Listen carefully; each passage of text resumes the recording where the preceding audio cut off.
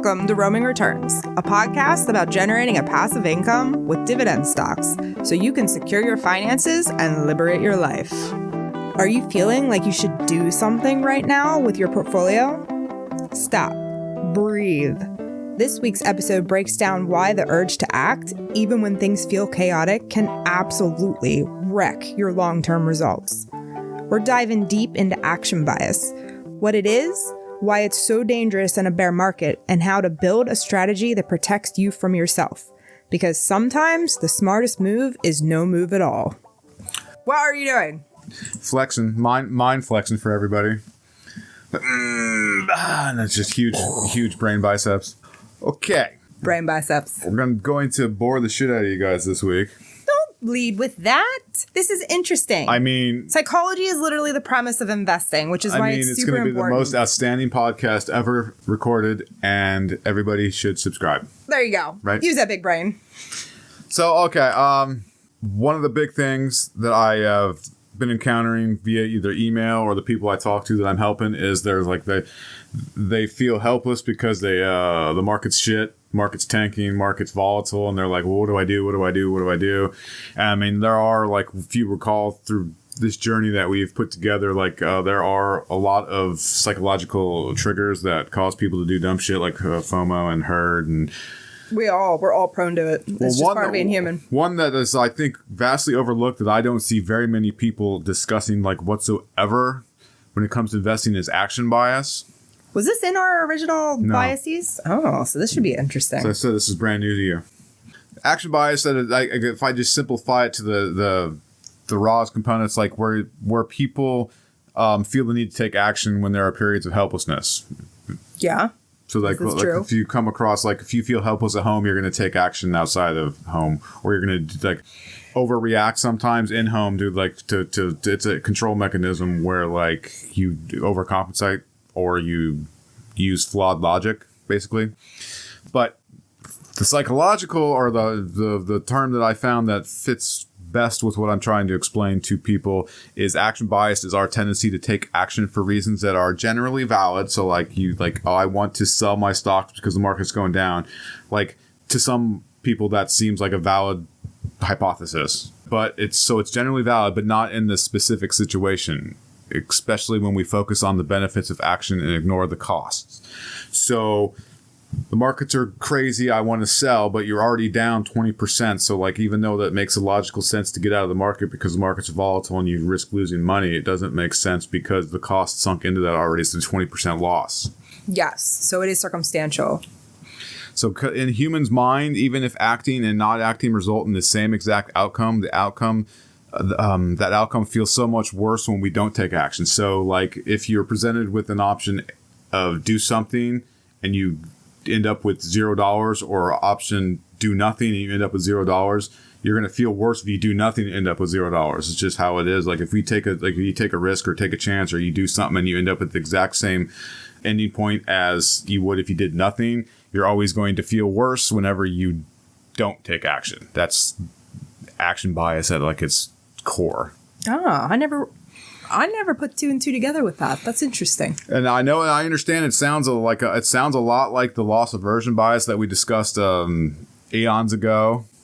It's in the same area code, but loss aversion, if you remember, is when investors feel the sting of losses more intensely than they do the joy of a similar sized gain. So again, if you option A is you win $100. Option B is you lose $100. When you lose $100, you actually have trauma and psychological just mind fucks about that more than they win $100. So but the loss aversion is slightly different, but action bias is, I think, more prevalent than anyone knows, because I've been guilty of it a few times where it's like, well, like for example, when Icon cut its dividend and it shot down like 50% after the short seller report. I'm like, well, I could do something or I could do nothing. It's just going to keep going down. Yeah. Walk through that as an example. That sounds like a good one. Okay. Back in 2023, a short seller report, the Hindenburg? Are we really talking about the helium balloon? That's what I don't know what it is. Like, anyway, it's a short report came out and said that the Icon dividend was basically ran like a Ponzi scheme. and it was unsustainable, which was accurate, and that they were shorting the stock, and the stock went from like $87 down to like $40 like in 2 weeks. So it lost like half of its value. Lots of dropping. It was not fun to write down. In the process, when it was going down, there was a lot of times when I was like, I should be doing something about this. But so what was going through your head? Walk me through. Well, I know it's going to go down more. But then, like, logically, it's like, well, we've already lost 27%, so why would I, if it goes down more, it goes down more. But then well, because there's always the chance of it rebounding really fast, too, right? Because we weren't sure at that point whether or not the validity of the claim was accurate. But, like, the logical part of my brain said, okay, so if it went down 40%, you have to gain 80% to get back to where you were. Mm-hmm. That was, like, the internal conflict that I had going on. Like, okay, so do I think this is going to go up 80%? I do. I still do. We still hold it. Yeah, we do. We ended up sticking with it. Whereas in my mom's account, we ended up selling... Well, that's a different account. Yeah, because it had a different strategy. So what you did was you pulled back out, because we always talk about not investing with emotions, right? You can't use emotion like at all. And so that's like you what looked all at the the different psychological biases are, is emotion. You looked at the different strategies for the different accounts, and with ours, you decided to hold, and with my mom's, you decided that selling was because the best even option. like I thought, okay, because at the time Icon was paying a $2 dividend, I figured they would cut it in half, which they did. They cut it down to $1, and I still assumed that was unsustainable. And I remember we actually discussed it. I said they're going to cut it to 50 cents at some point, and they did. A same exact thing just happened with Arbor, where we literally just said, I don't even know, it was in the recent past, where I said Arbor's going to cut their dividend. It's unsustainable. Yeah, last week they cut it from 43 cents down to 30. Dividend cuts are going to happen on high yield investments. It's just, you can't like get all emotional, because Arbor went from like... But you knew it was coming. $12 down to $10. So you lost like, what is that? A 12th is like 8%. You lost 8% of your value. But even then, the yield is still high, 12%. So you're going to recoup that with a couple dividends. So like, plus you're picking up all those extra shares while the price was down. But like, and going back to Icon, even looking at like, I understand like, okay, there's not a lot like what the short seller, like what the short report said. There was a lot of validity to it. But if you look at the underlying business and financials of Icon, they make a lot of freaking money. So like, to me, in the van life account, it made more sense to hold on to it, and to me in the retirement account, it made no sense to hold on to it, because it's going to take 10 years, 12 years, or however long it's going to take. So in one account, the action bias, do nothing, and in the other account, the action bias was to sell it. Yeah. So action doesn't always mean movement, but it's making a decision. So basically, what we have going on currently in the market is some crazy volatility. Like one day it's up, one day it's down, one day it's up, one day it all depends what the overlord says to make the market go up and down. What we're experiencing, though, is a vicious cycle where suffering losses because we didn't make a change will be more emotionally taxing than experiencing losses after we made a change. So like, you literally could do...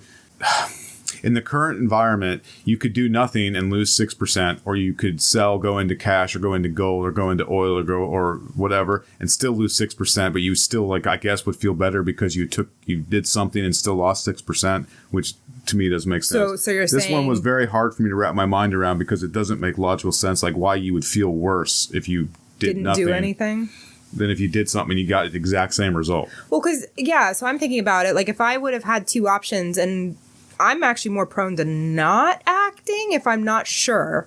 But then if I do actually have a loss then, or something happens, I would have gone back and actually analyzed if it would have been better on the other side to figure out if I actually did make the right decision or not. But I'm not evaluating it as like me being wrong. It was more of like, okay, what data was I missing?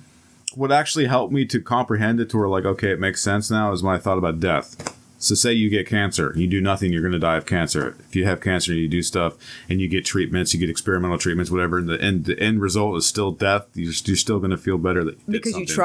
You tried to do something. At least you did something. I can see that in that situation. I still think there's like an uncertainty thing, because it's like, you don't know what it would have been on the other side had you not tried, because you've experienced being where you're at. You haven't experienced doing something different. Yeah, I guess I could see it when you put it from that context. I don't know. I think stocks are a little more difficult. Well, a lot of people, it's life and death, because it's money they can't afford to lose. So it is like financial death. So that's why, like, that's a good analogy. Again, when metaphor, we discussed this like if you're investing with money that you can't afford to lose, you have to have a vastly different strategy than we have. Yes. If you live and die by if the market goes up 1 or 2% because you need like the money for like a mortgage payment or a tuition payment or something, that's like you can't be in volatile investments if that's your deal. Yeah, we may not be the best people to follow. Yes. Our strategy is definitely better than, in my opinion, the index fund method, because when those drops happen, you're fully locked in. You don't have the dividends to offset any of that. I like ours because you actually make more money when the markets go down because you compound so many more shares. So when things turn around, which they always do, the fruits of the labor, like, yeah, it takes a little bit longer. I was just talking to one of the people I help, and I was walking her through her portfolio, and I was saying, you're down like 15%.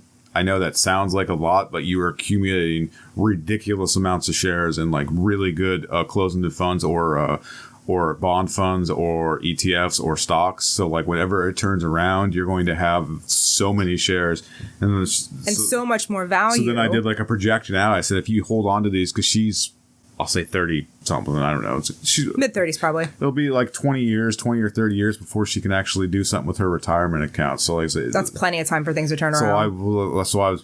What I illustrated was like in 30 years, this account that you have that's like less than 200,000 right now is going to be over $1 million. Oh yeah, absolutely. The millions are made in these recessions, these pullbacks, and that's the thing too. Like we always say, don't focus on the value of your stocks or your portfolio. Focus on the amount of shares and seeing that like exponential increase in share quantity when prices pull down.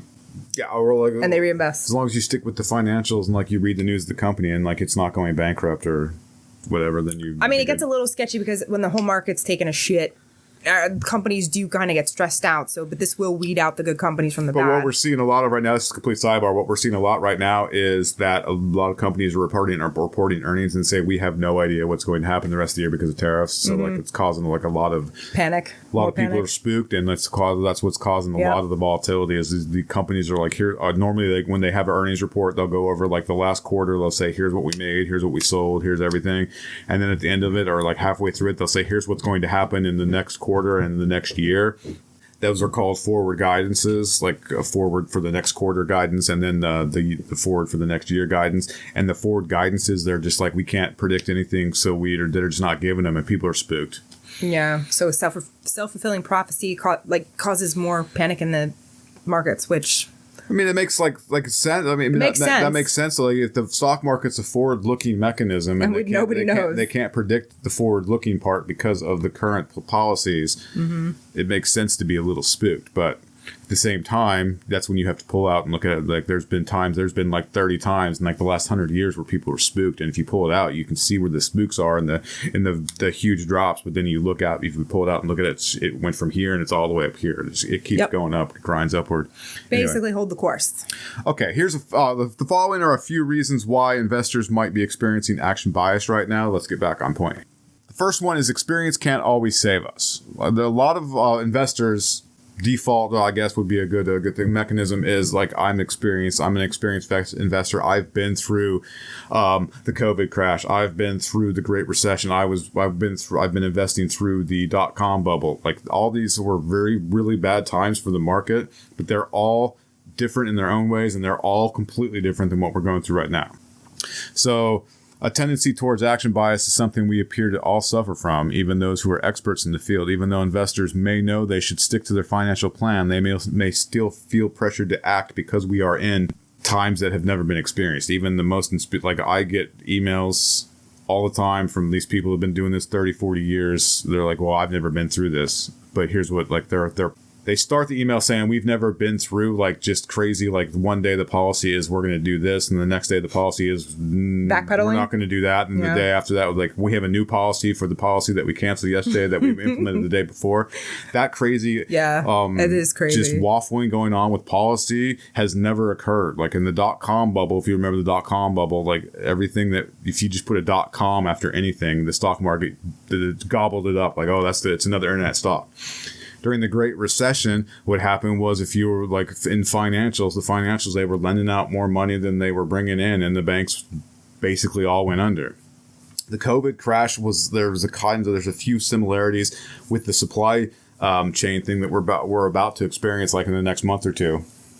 If you're listening to the news and if you watch whatever news you watch, like some will say there's not a supply crunch coming, others will say that's just a myth, or others I don't will say see how there can't be. It's if you just look at the raw data coming in, they're not importing. Yeah. If they're not importing, we're not going to have shit on the shelf. So there's going to be a supply crunch. And if people are running out to buy stuff before tariffs and stuff the hit. severity of it is like where the wiggle room is and all the reporting of it. Like they don't know exactly how it's going to be. Like I'm assuming say you live in New York City, you're not really going to feel a supply crunch as you lived in the fucking Timbuktu, Pennsylvania, where you have like the only store around you is a Dollar General and a Walmart. Like that's you're the first. If you're in New York, you're like the first freaking stop off the boats.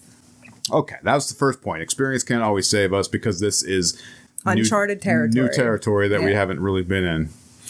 So you got to go with So that might be why people are like, oh, man, I have to do something right now because this is all uncharted. It's unknown. People do fear the unknown. Okay. The second is seeing an impact now is more salient. What? What that means is when we take action in our current situation, we can immediately see the impact. So if we sell now, we know exactly what we lost, how much we're going to make. Oh, so you're locking it in. Yeah. Tangible. If we ride out the storm, we won't likely reap the benefits of this decision for months to come, which can make it even harder to resist action bias. Oh, so this is basically instant gratification? If you're not familiar, there are I'm sure there's more than two, but there's like two major blocks. There's the institutional investors and there's the individual investors. Institutional investors are the ones that have like all the algorithms, all the computer programs, all the nerds, and they all know what to do, because a computer said, hey, buy this or sell this or keep this. And then you have the individual investors, which we are, and probably most likely you are. The individual investors are the ones that they manage their own IRA, they manage their own brokerage account, and they kind of do their own research. And the individual investors are the ones that if you lock it in, you can I lost 10% in Ford stock. You lock in the 10% loss and you get X amount of dollars back, so you know exactly what you have, and then you don't have to worry about what's going to happen 8 months down the road. Whereas the institutional investors, I guarantee you they're not selling.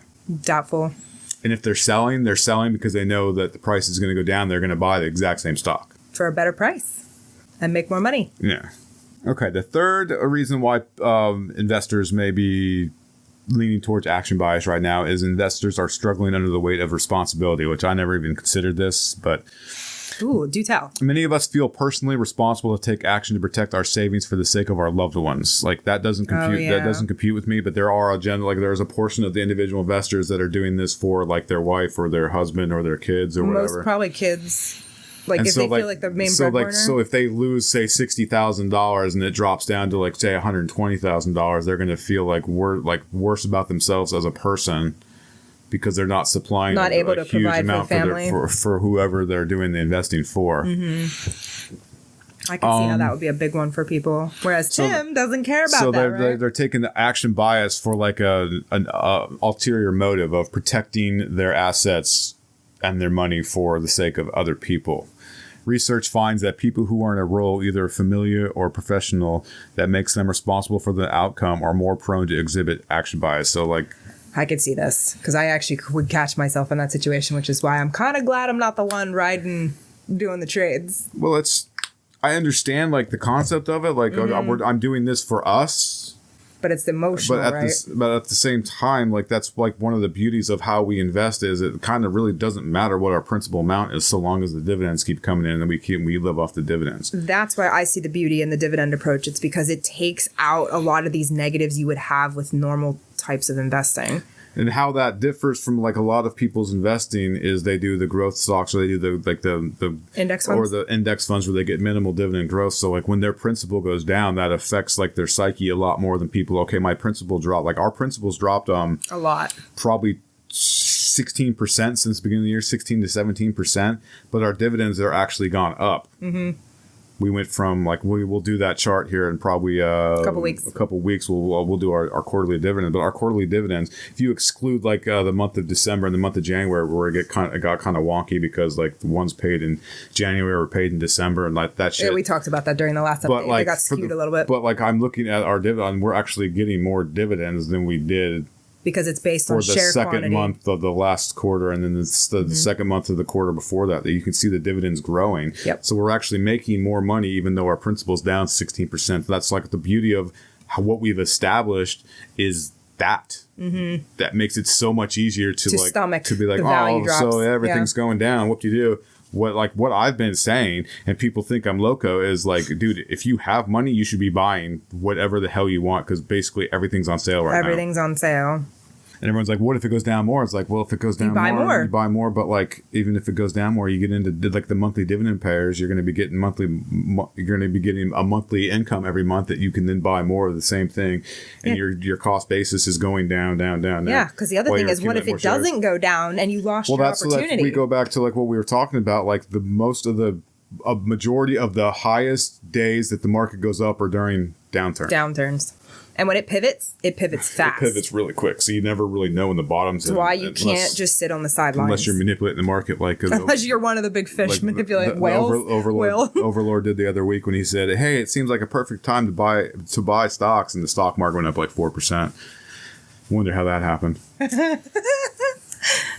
Okay, we on number 4? Yeah. Fourth one is action bias is a cognitive bias where individuals feel compelled to take action even when there is no strong evidence that it will lead to a better outcome.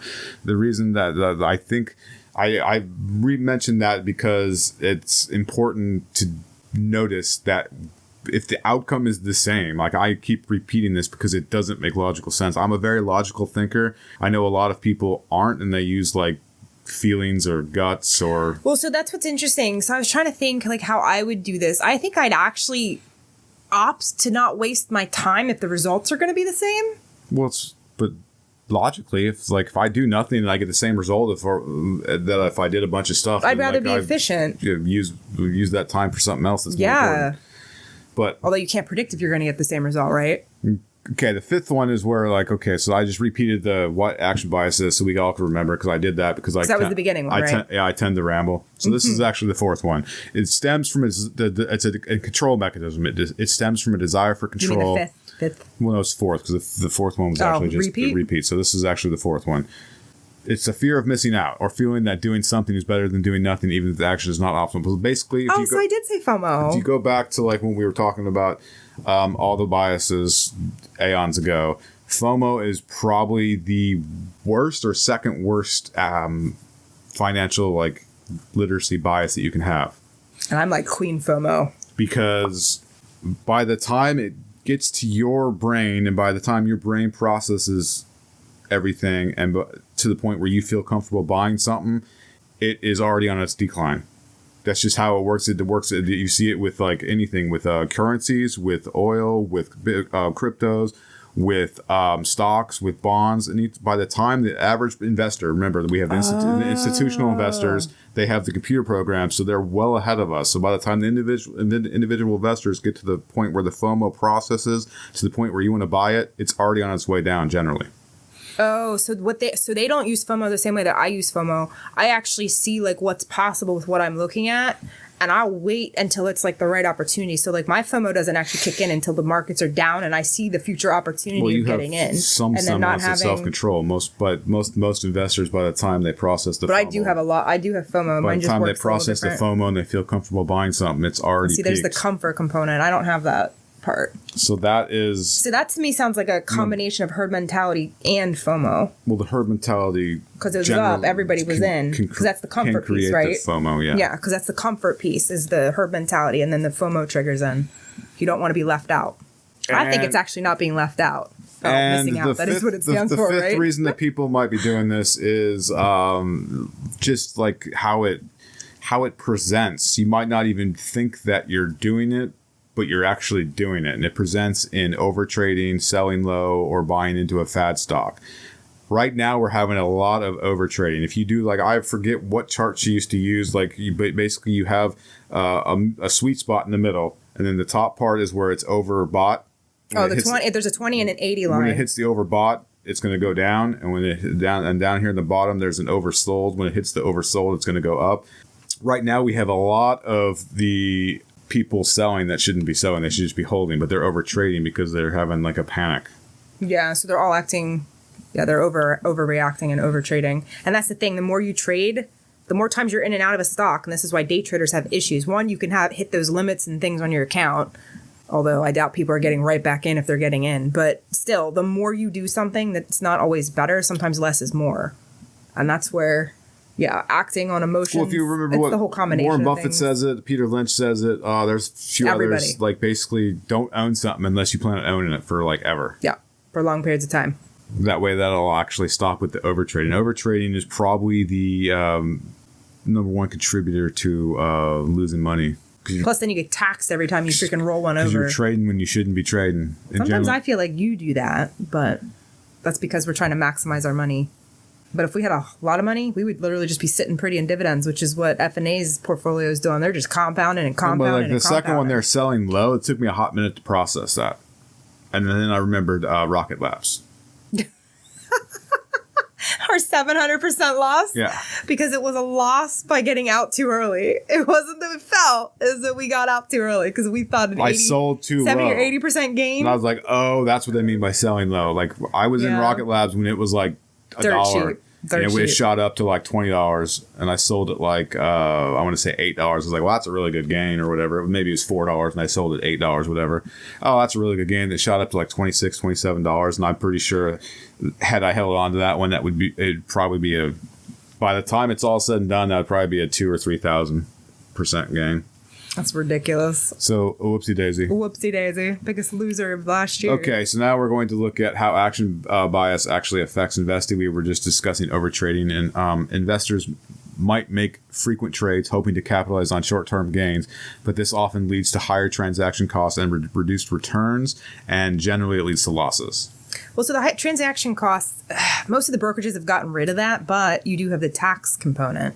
And then if you miss get in and out, Yeah, so that's one way that's one. The second one is panic selling, and in response to market downturns or negative news, investors might sell assets prematurely, locking in losses and missing out on potential recovery. Yep, losses aren't real till they're locked in. That's where we're at right now. There's a lot of panic selling going on because I think and then it goes back to the FOMO. Everyone's like, oh, everyone else is selling. I should be selling too. Well, that's the herd mentality piece where you feel like you're wrong if you're not doing what everybody else is doing. But the stock market is one of those things where actually herd mentality, it hurts you. It doesn't help. You need to do the opposite. That's like literally, the one area where you should be different. But that's what we were talking about. If you're panic selling, if your stock drops 50% and you sell that money, you need to make 100% gain to get back to where you're at. Yeah. So like on our icon one, we literally have to make 80% to get back to where we were. We only lost 40%. Yeah. That's how it doubles when it goes the other direction. But we didn't sell, so we didn't lose anything. Yep. But. Yep. Buying into fads, action bias can lead investors to chase after the next hot stock or investment opportunity, often without proper research or due diligence. Like, think about when you're... Do they hang out around water coolers anymore? Who? People at work? It's always it's in all my readings. Like they're like when you're around the water cooler at work and people are discussing stocks, don't just go out and buy what they're talking about. Research it. It's because it's an expression where if you're at work, you hear other people talking about it. I'm 48 and I don't think there was ever people hanging out around a water cooler. I don't even remember. Like most of the jobs didn't even have a water cooler. You had to bring your own water in. Except when we work in my dad's trailer, and there legitimately is a box of ice, the water cooler. It's like the most literal sense you can get. But they don't hang around that talking about stocks. No, definitely not talking about stocks. They're talking about poon. Talking about poon, talking about what they're eating, and poon jobby.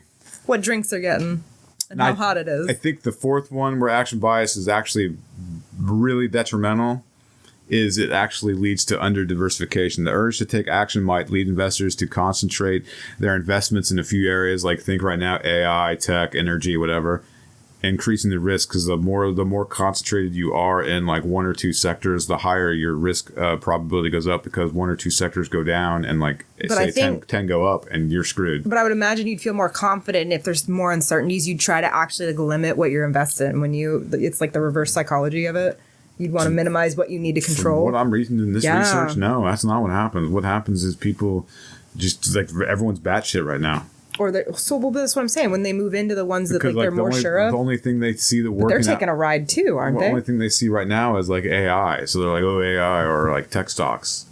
Which they'd be fine if they hold them long term. But again, they're taking a roller coaster as much as everything else is, if not more, because they're probably manipulated. But like one of the fundamental pieces of investing is to don't under diversify.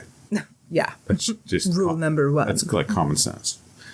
Okay, so then I came up with a couple of ways to combat action bias, if you're getting the urge to do stupid shit, getting Jonesy, practice patience.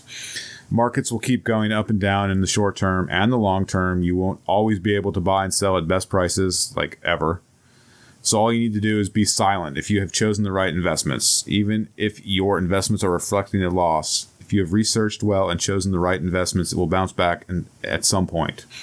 So the antidote to action bias is patience. I know that seems weird, but it demands a huge amount of self-control. It is the key ingredient in long-term buy and hold investing. And if you're following us, you're income investors, you're buy and hold investors. Duh. I know we get in and out of stuff sometimes, like we're about to drop in the retirement account, we're about to drop OGN. OGN just cut their dividend from 28 cents to 2 cents, so it's getting chopped. But that wasn't on a whim. That was, thinking about the situation, making an educated decision, looking at everything else in the portfolio, figuring out how it's going to have a bigger impact on things. Are there better stocks to invest in? Is there bigger gains? Because that's a bigger dividend cut than Camping World was, and that was an 80% cut. Yeah. So, and we're dividend investors. The whole point of this is because OGN's not going to be like a growth stock, is it?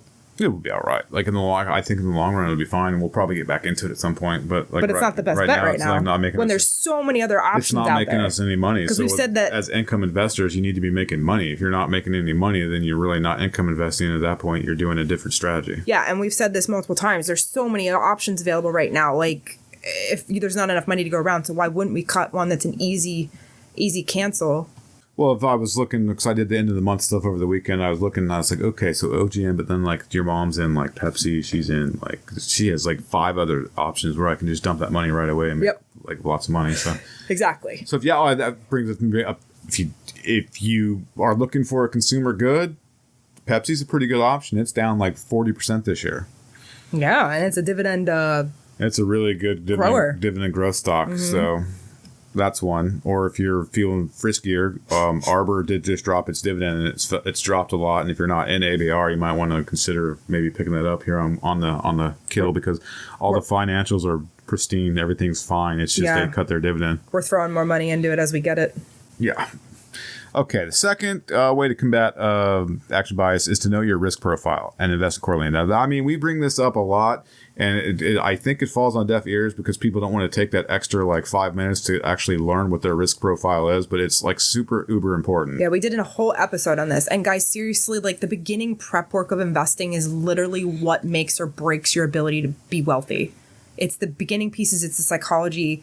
This literally is the foundation to set you up for success. Well, because if you go back to the moment everybody skips it. We were just talking about like when people feel like obligated for family members or professional groups they're part of when they're investing, if they don't know the risk profile of the collective of the professionals, or like they don't know the risk profile of the family, like if you need the money like in 20 years, you really can't be risky with it, and you're investing crazy, you're going to actually have the action bias present harder because you're like you didn't do the upfront diligent work to say, okay, well, as a family, we want to be kind of conservative because we want this money to be there in 5 years. And if it grows with dividends, that's awesome. If it doesn't, we'll still have the bulk of the principal there. Like that's knowing your risk profile and your time horizon, risk tolerance. You need to make investments as per your risk profile. If you don't invest this way, action bias could affect you like ridiculously bad. How? I'm glad you asked. For example, if you have a low-risk appetite and you invest in equities, you will be more likely to keep tracking your investments, especially when they are reflecting a loss in the short term. You might sell the stock because you think it might take further losses. Yeah. This is probably not right. This may or may not be right, but it's probably not right. This stock might do well in the long run if it's fundamentally strong. Before you start investing, ask yourself if you are a low, medium, or high risk taker. That this will help you choose the right investment and will help you avoid action bias. Like, I mean, we gave you it was probably one of the better free sites to do a risk profile on. Yep. You can take quizzes and it does it for you. And if you find out that you're like us, risky, like we're not ridiculous risky. We're probably middle of the road, maybe a little bit past middle, like a little bit more towards the risky side, but we have a lot of conservative investments because if you have conservative investments, it makes it easier to do risky stuff with like 10% of your portfolio. You can take flyers, you can do fad stocks, you can dump it into crypto because you have like 75% is locked up in dividend growers, so it makes it easier to actually do risk. And they don't bring that up enough. They don't talk about that enough. And it's like, if you're a risky investor, you don't have to dump it all into growth stocks or tech stocks. You can kind of offset part of the losses, which will make it easier to hold your portfolio pat because you're only 25 or 30% in risky assets. But that's me. I think that is like we were discussing, like budgeting and emergency fund is like the one of the most core tenets of investing is knowing your budget and having an emergency fund set up so you don't have to worry about taking money out of your investments. Well, one of the core things as an investor is knowing your risk appetite, your risk profile. Facts. And if you go through the long list of all of the psychological biases when it comes to finances, like you can eliminate probably 75 to 80% of those biases just by investing according to your risk profile. Yeah, and if you guys think that we're risky, we're actually not the high risk investors. That's what I said. We're like middle of the road. We're like, middle to high. We're right in the middle. We mitigate. We take certain risks on stuff, but we mitigate the risk through other ways so that it's like a calculated risk, mid-conservative risk profile.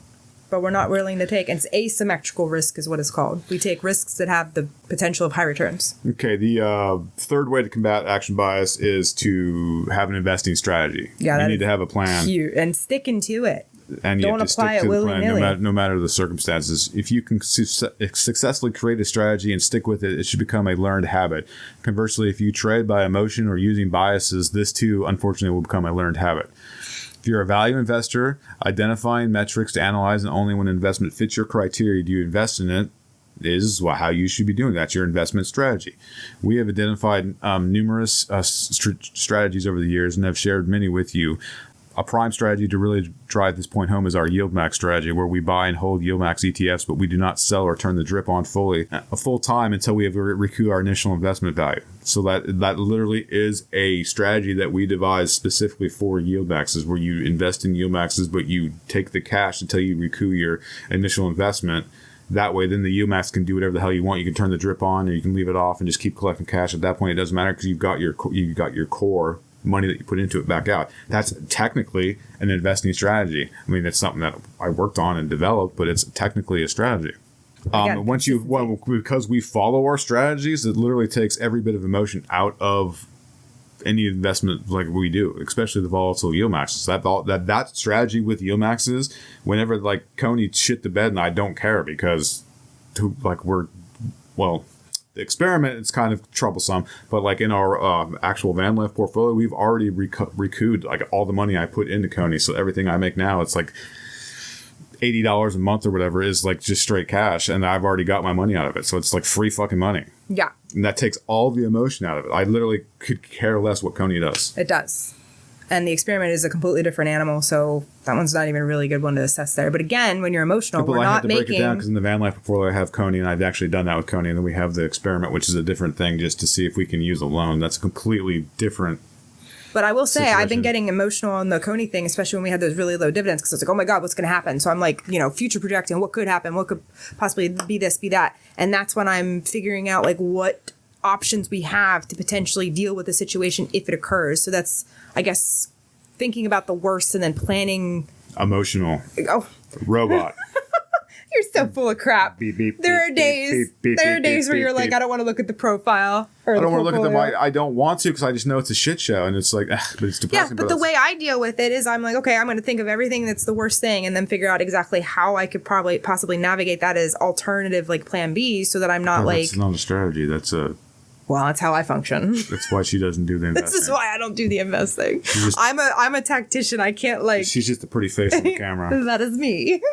Yes.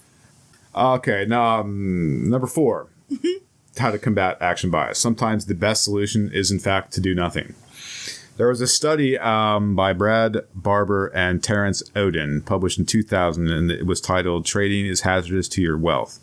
And they examined trading records of 66,000 U.S. households over a 6-year period. They found that the most active traders significantly underperformed both the market and their less active peers. Specifically, the average active trader underperformed a simple buy and hold strategy by 7% annually. So think about that. Let that percolate in the mind and digest. So if you literally just bought a stock and held it and did nothing, as opposed to someone that's emotional action bias or FOMO bias or whatever, and they're in and out of the market doing whatever, you're making like 7% more than they do every year by doing nothing. That literally is, that's why I'm saying sometimes the best thing to do is nothing. Well, that's why I was looking at it from the efficiency standpoint. It's like, if I'm going to get the same result, why would I put all this effort into But you're not. You're getting a worse result. Oh, yeah, that too.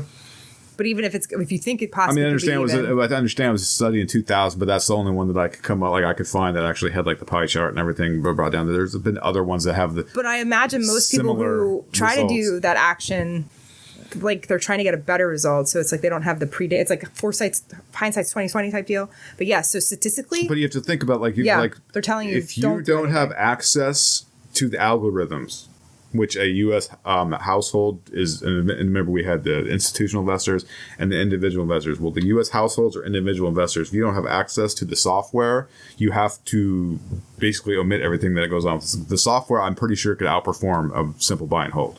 But unless you have access to that software or you've created your own, I'm trying to get her to create software. What do you want me to do? Create software sometime. That does what? It just says, hey, this seems like a good idea. Maybe you should invest in this.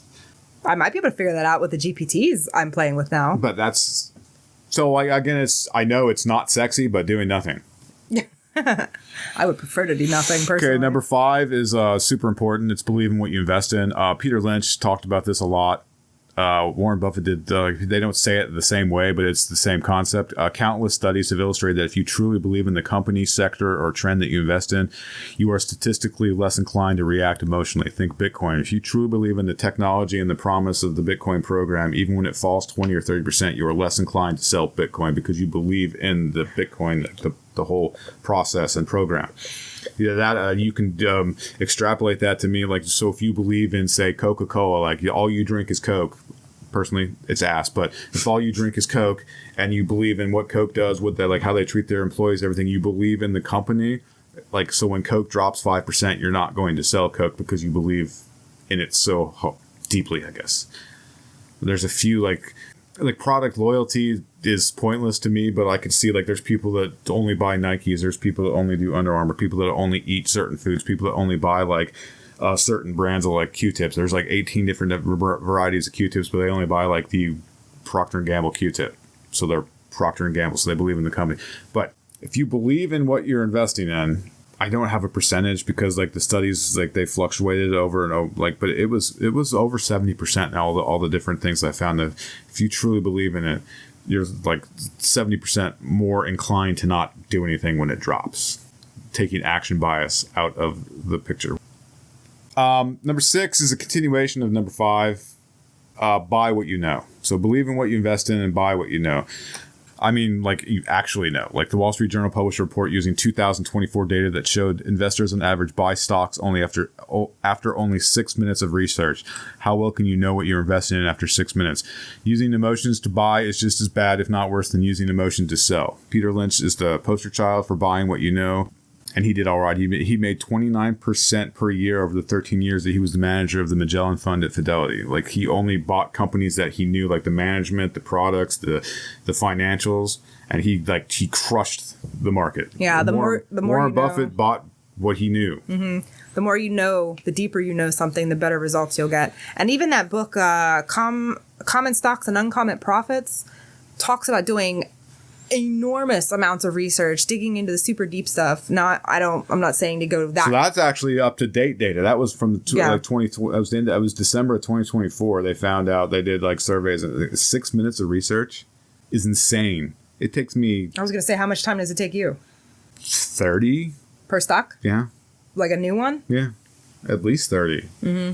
And even then, you don't buy it right away, right? You have to look at the financials, but you can't look at the current financials. You have to look at the projected financials. You have to look at the current financials. And you have to look at the past financials. And you have to look at the news, like what happened like last quarter, what happened the quarter before that. Then you have to look at the earnings reports to see if like the sales are going up. There's a lot of work that goes into buying what you know. And especially if it's a company that I'm not familiar with, like the product or like the product line or any of that stuff. Because I'm familiar with most sectors. I know like most of the players in the sectors. But like, for example, I didn't know that something that I have to look up is GSK. It's a pharmaceutical company that I was just reading a report about. They literally have came up with a method for fighting cancer that goes against everything that they've been fighting cancer for since like the 1900s. So they're pivoting within their company. Like you have the surgery is an option when you have cancer. Chemotherapy is an option when you have cancer. Mm-hmm. They actually have something now where they use your immune system and they train your immune system to actually defeat the mutated cells. Interesting. So it's a Glyne, that GSK was a Glyne something. It's a pharmaceutical company. So I have to go back and relearn that one because I looked at that one previously and I was like, they seem all right. But if they're doing that to fight cancer, that's crazy. Yeah, that's a revolutionary. So I have to I have to learn about them. So then when I invest in it, I know the company. That's like, I just brought that up because that's really cool. It literally is really cool. Yeah, but I've done a lot of research in that company previously, GSK. And I like BMY better. I like Bristol Myers better. But like if that's what they're doing. These studies they have, like they had like 122 people with butt cancer. You and your butt cancer? Oh my God. I'm sorry, rectal, whatever. It's butt cancer. 122. They had 122 people with butt cancer, right?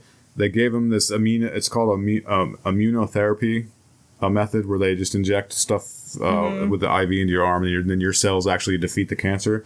Of the 122, 80% got rid of the mass. What are they called? Tumors? The tumors. The tumors disappeared, and they were cancer free. So 80%. So it has eight. Like that's pretty good. 80% getting rid of the tumors and being cancer free after 5 years. That is really good. And the reason that butt cancer is so funny is because Tim's every time Tim has like an ache, pain, or whatever, and he looks it up. I go on to WebMD or I go on to the Google and I type in, well, what could this possibly mean in my body? They always go, but they say butt cancer. I don't even know how he always gets that result because when I look anything up, I never get butt cancer. It's always butt cancer. You have rectal cancer. You have colon cancer. It's like, no, I don't, but okay. Oh my God. So that's why it's funny. Yeah, so. And the seventh way to combat action bias is diversify. We touched on it, but with a well thought out and diversified portfolio, the emotions should be held in check. When some things go down, other things go up, and proper diversification should alleviate losses from becoming too overwhelming.